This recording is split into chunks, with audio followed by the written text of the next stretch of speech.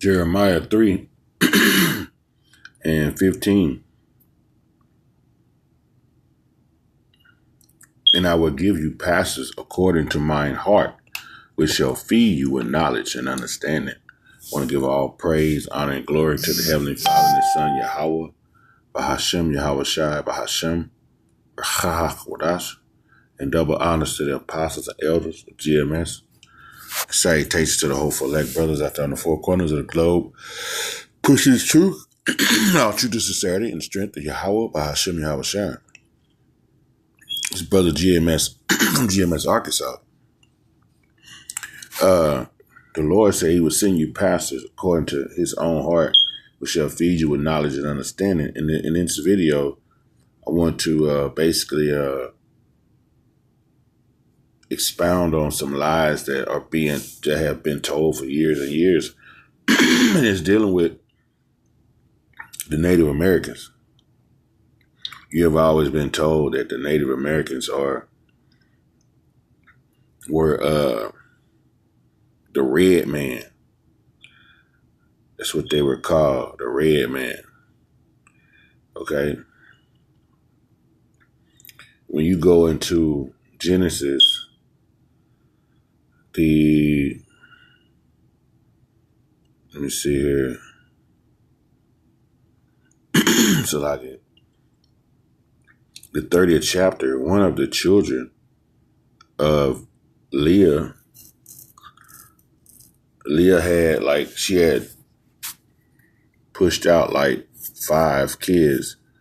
I think it was Reuben, Simeon, Levi, Judah, and Issachar. And then Jacob started having kids with the maids, Then Leah came back and gave him, had another kid for him. And it's in the 11th chapter, 11th verse, 30th chapter says, and Leah said, a troop cometh, and she called his name Gad. Okay? A troop cometh, and she called his name Gad. I'm going to look up the word troop. Fortunate, a good fortune. Okay? One of the good fortunes of Gad is that the Lord gave them the ability to live on harsh conditions, live off the land. They could plant. They were smart navigators. They knew how to fight. They had the whole nine. Okay? Even when Esau came over here, he did have major fights with Reuben, but Gad also gave Esau hell, especially the Comanche tribes, and the Apache. They gave Esau hell out there, like the western Texas and Arizona. They were bad. They were cold killers. They were fighters. They could defend. They could run. Okay. Now, when you go into the cross-reference, you cross-reference it. Okay. Deuteronomy.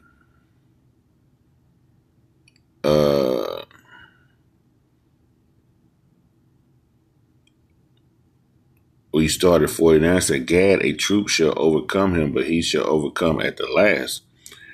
Because you got to remember the U.S. government had came in and basically swooped in with the armies.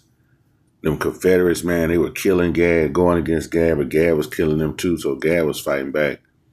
It says, verse 33 in Deuteronomy 33 and 20, and of Gad he said, blessed be he that enlarges Gad, he dwelleth as a lion and teareth the arm with the crown of the head. Because when you see Gad, the teareth the arm, that's the, when we used to say they cut themselves and they put the finger together or the arm and call themselves blood brothers. Okay? The crown of the head is what the chief wear. The long feathered hat that comes to the floor sometimes, the chiefs wear that. Okay?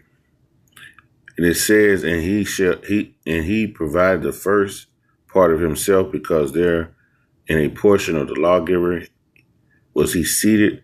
He came with the heads of the people. He executed the justice of the Lord, and his judgment was Israel. So Gad gonna have his place too when when he come back in the last. Gad gonna have his place too as a judge in Israel. Okay, these are like prophecies in the scriptures showing you who Gad is, and the Lord have to be dealing with you like we go into that. The scriptures, that the Spirit tells us, they give you that clue. They're true. Okay, and that's how they are. They're like armies. Okay, Geronimo and all them cats, man, they were like soldiers. And tear at the arm and the crown of the head. That's what they do. They cut themselves with another Gadite. They put their arms together and they call themselves blood brothers. See how the Lord had to be work with you to know that. That's why he says he send you pastors according to his own heart. Because most people look at that, they wouldn't understand those three scriptures. It's talking about the Native American Indians, who you call a Native American. Okay? Then that Native American Indian was born out of Jacob and Leah. Okay? Born out of Jacob and Leah, man. Who were Israelites. You see that? They were Israelites. The wife of Jacob, see that? The wife of Jacob. See? We know Jacob, what he looked like. He looked like everybody else. So if he looked like that, Gad looked like a brown skin. He looked like what you would see, who you would think was so-called Negro. But they just had their facial features or whatever they had that was different. But he would look like that because his mom was Leah and his daddy was Rachel, and they were Israelites and they were brown-skinned people. Okay? They were brown-skinned people, man. So I just want to show you this quick video to edify that. Because Esau and them say they red. Esau is who's red. Matter of fact, let me show you. He has been proven to be red. Genesis 25. When Rebecca and Isaac had children, okay, she had twins in her womb in verse 23. Okay, and it says one people shall be stronger than the other. Okay, in verse 24, it talks about in her days were fulfilled, she had twins in her womb. So verse 25 says, and the first came out red all over like a hairy garment, and they call his name Esau. And we know Esau is the progenitor of what we call the so-called white people. There, it says they're red right there. Red in color, because they have no pigment. The pigment show forth through their skin. But they call the Indian the red man. You see how Esau be flipping stuff? No, the real red man is Esau. And I'm gonna show you on this video how the Indians, the Native American Indian Gadites look. Oh man, golly. I done lost it already, man. See what's fucked up. Shit.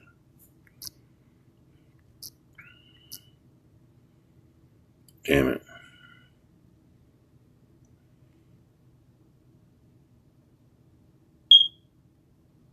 That when Europeans arrived, they found red-skinned natives with feathers and bows. That the indigenous people were all one shade, one language group, one stereotype. But the explorers themselves told a very different story. The first Europeans to land on American soil wrote journals, letters, and reports, and many of those writings are still hidden in dusty archives, ignored by mainstream history. So what did they actually see? They saw black people, living in villages, organized in tribal nations. Free, Spanish explorers in the 1500s documented tribes in Florida and the southeast with dark skin and woolly hair. Not slaves, not immigrants, natives. Hernando de Soto wrote about encountering powerful communities of dark-skinned people in Georgia. Early French traders along the Mississippi described meeting tribes that looked African, not Asian. Even Benjamin Franklin once commented that the complexion of many native tribes resembled that of the Africans. So why were these accounts erased? Because the people they described didn't fit the story that was being built. A story where black people came later, where they were outsiders, where they could be denied land, status, and voice, because they weren't original.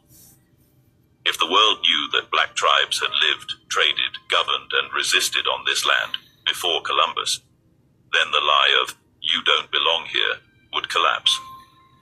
But it gets deeper. By the 1700s and 1800s, laws were passed to reclassify people. Tribes that were once recognized as native were suddenly listed in censuses as Negro, colored, or free person of color. Families who had lived on the same land for centuries lost everything because the paper said they weren't Indian anymore. This wasn't just about racism. It was about removing legal claims to land. By rewriting who people were on paper, entire nations were erased with ink. Ask your elders. Ask your grandmother who said she was part Cherokee or Creek. She wasn't lying. She was remembering. But when she tried to get tribal status, the government told her she was black, not native, because the documents had been changed generations earlier. This is how history was stolen, not with guns, but with pens. The colonists saw the truth. They wrote it down, and then the system buried it. But those writings still exist. In journals, in archives, in the dusty corners of old libraries, waiting to be read again. Because once you understand that the first Americans weren't just brown, but black, in skin, in features, in culture, everything changes. In the next part, we expose how museums, governments, and elite institutions made sure that truth never made it to your classroom. Because if you know who you are, you start asking for what's yours. You'd think if there were real evidence, bones, artifacts, skulls, tools, that proved ancient black people lived in America before Columbus, we'd all know about it. But we don't, because that evidence wasn't preserved. It was... For Native Americans, their hair, especially the long hair, signified power. It was very sacred. It was a lot of spirituality within the hair itself. Represented strength. The tribe you were from, it connected to nature and the ancestors, different hairstyles, what rank you were. In the tribes, it was cultural identity. It showed your achievements. The Mohawks come from the Iroquois Mohawk tribe warriors. They had the strip that signified strength and bravery, and sometimes they decorated with feathers.